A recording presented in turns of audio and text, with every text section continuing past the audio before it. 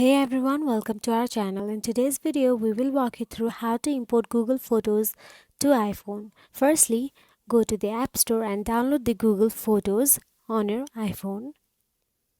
Then, after you download the Google Photos, simply tap on the Open option available there. After you open it, make sure you sign in with the account you want to import photos from.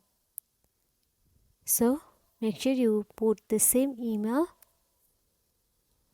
Then simply continue with the process and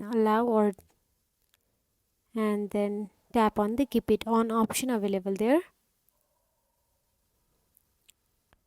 Then allow access to the all photos. Now simply choose the or select the photos you want to download. You can select multiple photos by tapping on them or using the checkboxes. After you select the photos, tap on the three dot icon available in the bottom right corner. After you tap on it, you will get to see save to device option available there. Simply save it to your device and it will be saved to your camera roll. By following these steps, you can easily import photos from Google Photos to your iPhone's camera roll. And if you found this video helpful, please like, share and subscribe our channel, and thank you for watching.